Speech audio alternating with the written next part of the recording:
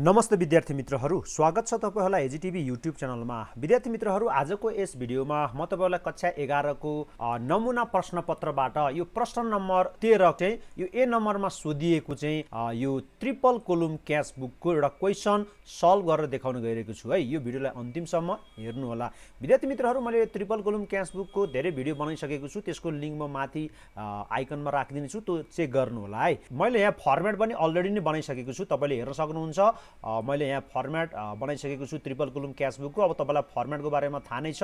हामीले triple kolam cash बुकमा चाहिँ टोटल 12 वटा कोलम बनाउँछौँ है। अब यो रिसिट साइडपट्टि हामी 6 वटा कोलम बनाउँछौँ र यो पेमेन्ट साइडपट्टि पनि 6 वटा कोलमहरू बनाउँछौँ। अब विद्यार्थी मित्रहरू, बिजनेस अर्गनाइजेसनमा यदि क्याश प्राप्त भएको छ, यदि बैंक ब्यालेन्स बढेको छ भने हामी यो रिसिट साइडमा रेकर्ड गर्छौँ। यदि बिजनेस अर्गनाइजेसनबाट क्याश पेमेन्ट गरिएको छ अथवा बैंक ब्यालेन्स घटिएको छ, अब चेक मार्फत पेमेन्ट गरिएको छ भने हामी यसलाई पेमेन्ट साइडमा रेकर्ड राख्दछौँ। अब यो ट्रिपल कोलम क्याश बुक भन्ने बित्तिकै यो रिसिट साइडपट्टि पनि 3 वटा अमाउन्ट कोलम र पेमेन्ट साइडपट्टि पनि 3 वटा अमाउन्ट कोलम भएको चाहिँ क्याश बुकलाई नै ट्रिपल कोलम क्याश बुक भनिन्छ। अब विद्यार्थी मित्रहरू, यो ट्रिपल कोलम क्याश बुकको सुरुमा तपाईहरुलाई जहिले पनि के दिएको हुन्छ भन्दाखेरि opening cash balance, opening bank balance अथवा क्याश ब्यालेन्स अथवा बैंक ब्यालेन्स अथवा क्याश इन ह्यान्ड अथवा क्याश एट बैंक भनेर दिएको हुन सक्दछ। यदि तपाईहरुलाई यहाँ बैंक ओभरड्राफ्ट भन्यो भने चाहिँ तपाईले यो पेमेन्ट साइडमा लेख्नुपर्ने हुन्छ। अब यहाँ चाहिँ के लेखेको छ हेर्नुस् त, पाउच 1 मा opening balance of cash and bank are rupees 60,000 and 2 lakh respectively भनेर लेखिएको छ। यो भनेको के भन्दाखेरि अब बिजनेस अर्गनाइजेसनसँग चाहिँ यो पुस 1 गते चाहिँ 60,000 चाहिँ क्याश ब्यालेन्स रहेछ र यो बैंकमा चाहिँ 2 लाख ब्यालेन्स रहेछ। अब तपाईले के गर्नुपर्ने हुन्छ, यसलाई यो रिसिट साइडमा देखाउनु पर्ने हुन्छ। अब तपाईले यो रिसिट साइडपट्टि 2 ओपनिङ ब्यालेन्स लेखेर देखाउन पनि सक्नुहुन्छ अथवा 2 ब्यालेन्स बिडी लेख्न सक्नुहुन्छ। म यहाँ 2 ब्यालेन्स बिडी लेख्छु है, 2 ब्यालेन्स बिडी। अब यहाँ डेट लेखौँ पाउच 1। अब तपाईले चाहिँ यो क्याशको अमाउन्ट 60,000 लाई यो क्याश कोलममा लेख्नु पर्ने हुन्छ र यो 2 लाखलाई तपाईले यो बैंक कोलममा देखाउनु पर्ने हुन्छ है। तपाईले यो कमा पनि यहाँ लेख्नु होला। ल, अब यति गरेपछि यो अब तपाईले यो फर्स्टको चाहिँ यसरी रेकर्ड गर्नुपर्ने हुन्छ। अब सेकेन्डमा जाउँ त यहाँ के लेखेको छ, पाउच 13 मा के लेखेको छ, cash deposited in bank of rupees 30,000 भनेपछि बैंकमा क्याश डिपोजिट गरियो। विद्यार्थी मित्रहरू, यो चाहिँ हामी दुवै साइडमा रेकर्ड गर्छौँ। यदि कुनै ट्रान्जेक्सनलाई हामीले दुवै साइडमा यो क्याश बुकको दुवै साइडमा रेकर्ड गर्छौँ भने त्यसलाई कन्ट्रा इन्ट्री भनिन्छ। हामीले एलएफ कोलममा सी भनेर लेख्नु पर्ने हुन्छ। यसको हामीले फर्दर लेजर बुकमा लेजर एकाउन्ट बनाउनु पर्दैन है। अब विद्यार्थी मित्रहरू, यसलाई कसरी रेकर्ड गर्ने त? अब तपाईले यदि यसको जर्नल इन्ट्री बनाउनु भयो भने तपाईलाई सजिलो हुन्छ। यसको जर्नल इन्ट्री के हुन्छ म तपाईलाई बनाएर देखाउँछु। अब बैंकमा हामीले डिपोजिट गर्दाखेरि बैंकले रिसिभ गर्छ, बैंक अकाउन्ट डेबिट हुन्छ हैन, बैंक अकाउन्ट डेबिट हुन्छ र बिजनेसबाट के जान्छ, क्याश जान्छ। त्यसपछि हामी क्रेडिटमा के लेख्छौँ, क्याश लेख्छौँ है। भनेपछि हेर्नुस् त, अब विद्यार्थी मित्रहरू, अब यसलाई हामीले यहाँ यो ट्रिपल कोलम क्याश बुकको दुवै साइडमा रेकर्ड गर्छौँ। अब सुरुमा हेर्नुस् त, बैंक अकाउन्ट डेबिट लेखिएको छ। अब हामी यसलाई यो रिसिट साइडपट्टि है, यो रिसिट साइड भनेको डेबिट साइड हो, यो डेबिट साइडपट्टि यो रिसिट साइडपट्टि हामी यो बैंक कोलममा अमाउन्ट लेख्छौँ र यो पर्टिकुलरमा चाहिँ यसको अपोजिट अकाउन्टको नाम लेख्छौँ है, टु क्यास अकाउन्ट भनेर यहाँ लेख्छौँ। ल, लेखौँ त। हामी पहिला अमाउन्ट लेखौँ। यहाँ बैंक कोलममा अमाउन्ट कति हुन्छ, 30,000 र यहाँ तपाईले चाहिँ के लेख्नु होला, अपोजिट अकाउन्टको नाम लेख्नु होला, टु क्याश अकाउन्ट र डेट लेखौँ त। यहाँ डेट लेखौँ पाउच 13। अब त्यस्तै हेर्नुस् त, यो क्याशलाई कहाँ लेखिएको छ, क्याशलाई क्रेडिटमा लेखिएको छ। क्याशलाई कहाँ लेखिएको छ, क्याशलाई यहाँ क्रेडिटमा लेखिएको छ। अब यसलाई हामीले कहाँ देखाउँछौँ भन्दाखेरि पेमेन्ट साइडपट्टि। अब यो पेमेन्ट साइड भनेको क्रेडिट साइड हो है। यो पेमेन्ट साइडपट्टिको चाहिँ यो क्याश कोलममा हामी अमाउन्ट देखाउँछौँ र पर्टिकुलरमा चाहिँ यो क्याशको अपोजिट बैंक अकाउन्ट भनेर लेख्छौँ। अब यहाँ लेखौँ त, क्याशमा अमाउन्ट लेखौँ, कति लेखौँ, 30,000 लेखौँ र पर्टिकुलरमा हामी के लेख्छौँ, बाई बैंक अकाउन्ट।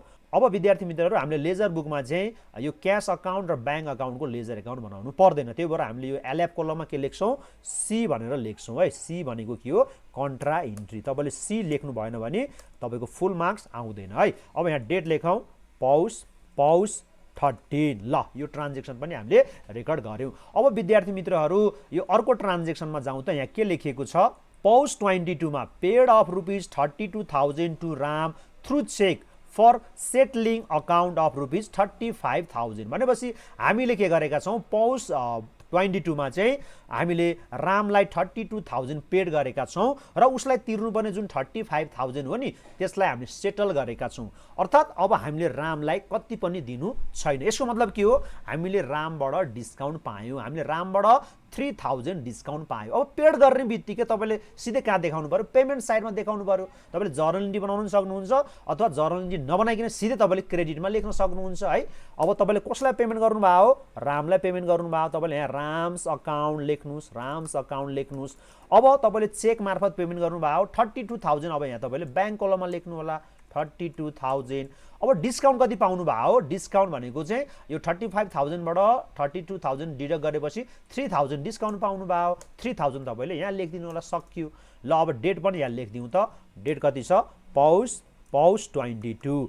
ल विद्यार्थी मित्रहरू अब लास्ट ट्रान्जेक्सनमा हेरौँ त के छ पौष 27 मा के लेखेको छ receive a cheque from Abhiral of ₹19,000 and cash ₹3,000 for selling machine भनेपछि तपाईँले अभिरललाई चाहिँ मेसिन बेच्नु भएको रहेछ र अभिरलबाट तपाईँले चाहिँ के प्राप्त गर्नु भएको छ 19,000 चेक प्राप्त गर्नु भएको छ र 3,000 क्यास प्राप्त गर्नु भएको छ। भनेपछि तपाईँले रकम प्राप्त गर्ने बित्तिकै तपाईँले रिसिटमा देखाउनु पर्ने हुन्छ र तपाईँले यो रिसिटमा के भनेर देखाउनु पर्ने हुन्छ यो टु मेसिन अकाउन्ट भनेर देखाउनु पर्ने हुन्छ किनकि तपाईँले मेसिन बेचेर पैसा प्राप्त गर्नुभयो त्यही भएर तपाईँले यहाँ मेसिन अकाउन्ट भनेर लेख्नुपर्ने हुन्छ र यो ब्याङ्कमा चाहिँ तपाईँले कति लेख्नुपर्ने हुन्छ 19,000 यहाँ लेख्नुपर्ने हुन्छ र यो 3,000 चाहिँ यहाँ क्यास कोलममा लेख्नुपर्ने हुन्छ 3,000।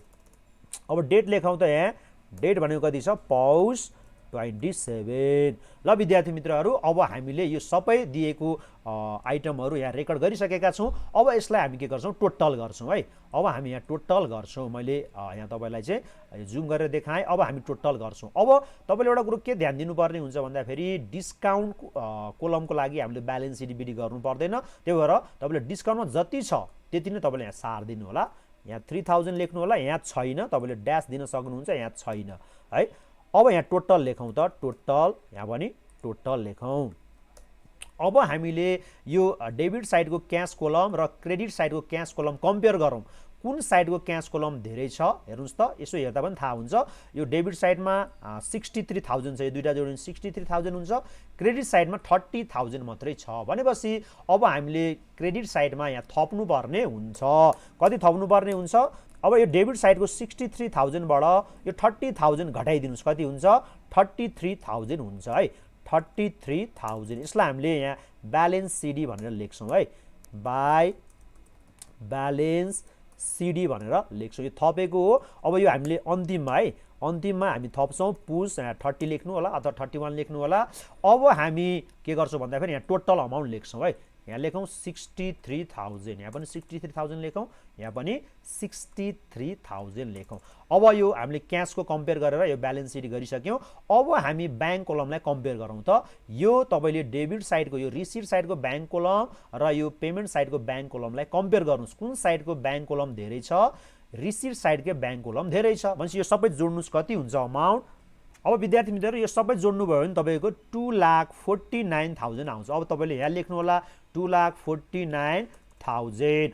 अब तपाईँले यो पेमेन्ट साइडमै थप्नुपर्ने हुन्छ। अब यो तपाईँले 2,49,000 बाट यो 32,000 डिडक्ट गरिदिनुहोस् कति हुन्छ भनेपछि यहाँ हामीले कति थप्नुपर्ने हुन्छ 2,17,000 यहाँ थप्नुपर्ने हुन्छ र अब यहाँ टोटल अमाउन्ट लेख्नु होला 2,49,000। अब तपाईँले यहाँ अन्डरलाइन गरिदिनु होला है तपाईँले यहाँ डबल अन्डरलाइन गरिदिनु होला सबैमा तपाईँले डबल अन्डरलाइन गरिदिनु होला। अब तपाईँले यति गरिसकेपछि यो ब्यालेन्स सिडी गरेकोलाई तपाईँले अब यो अर्को महिनाको 1 गते के गर्नुपर्ने हुन्छ ब्यालेन्स बिडी गरिदिनु पर्ने हुन्छ। अब तल तपाईँले ब्यालेन्स बिडी गरिदिनु होला। ल यहाँ अब पुसपछि के आउँछ माघ आउँछ। अब तपाईँले यहाँ माघ 1 गते तपाईँले के गरिदिनु पर्यो टु ब्यालेन्स बिडी गरिदिनु पर्यो ब्यालेन्स बिडी। अब तपाईँले यो 33,000 लाई ठ्याक्कै यो क्यास कोलमको तल सिधा लेख्नु होला 33,000। यसमा चाहिँ तपाईँले यो डबल अन्डरलाइन गर्न मिल्दैन है। अब तपाईँले यो 2,17,000 लाई यो ब्याङ्क कोलममा सार्नु होला 2,17,000। अब यो डिस्काउन्टको चाहिँ हामीले यहाँ ब्यालेन्स सिडिबिडी गर्नु पर्दैन। अब यति गर्नुभयो भने तपाईँको कति आउँछ फ्री मार्क्स आउँछ। हस् त विद्यार्थी मित्रहरू, आजको भिडियो तपाईँलाई कस्तो लाग्यो लाइक कमेन्ट सेयर गर्न नबिर्सिनु होला। धन्यवाद।